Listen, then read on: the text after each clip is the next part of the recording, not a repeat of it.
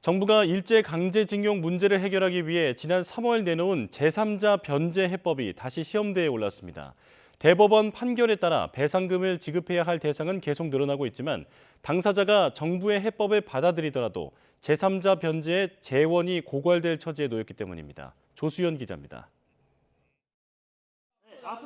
강제징용 피해자들이 일본 기업을 상대로 손해배상을 청구한 2차 소송에서도 승소하자 일본 정부는 받아들일 수 없다고 항의했습니다. 일본 외무성은 주일 한국대사관 정무공사를 조치해 이 문제가 1965년 한일 청구권 협정으로 최종 해결됐다는 기존 입장을 재확인했습니다. 우리 외교부는 이번 추가 배상 판결도 제3자 변제 방식으로 해결하겠다고 밝혔습니다. 일본 가해 기업 대신 우리 정부 산하 재단 기금으로 피해자들에게 배상금과 지연이자를 지급하는 방안입니다.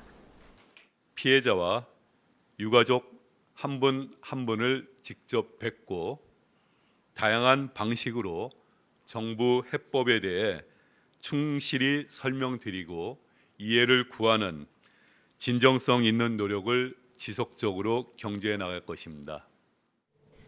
문제는 재단의 재원이 부족하다는 겁니다. 지금까지 조성된 기금 규모는 총 41억여 원.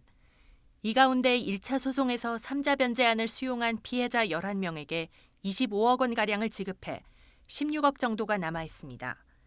3자 변제를 거부한 4명에 대해서는 공탁금으로 약 10억 원을 써야 하는데 그렇게 되면 잔금이 5억에 불과하게 됩니다. 그런데 2차 소송에서 승소한 11명에게 1인당 배상금 1억에서 1억 5천만 원과 지연이자를 지급해야 하고 추가 소송 대법원 확정 판결도 앞두고 있습니다. 외교부는 민간의 자발적 기여 등 필요한 재원을 확충할 방안을 검토하겠다고 밝혔지만 불어나는 배상금을 감당할 수 있을지 불투명합니다. 우리 정부가 국내 비판 여론에도 불구하고 한일 관계 개선을 위해 제3자 변제 해법을 마련했지만 일본 정부와 기업의 성의 있는 호응은 없는 상황. 여기에 일본 언론도 일본 기업의 자산 현금화 위험을 지적하는 등 강제징용 문제를 둘러싼 논란은 계속 이어질 전망입니다. YTN 조수연입니다.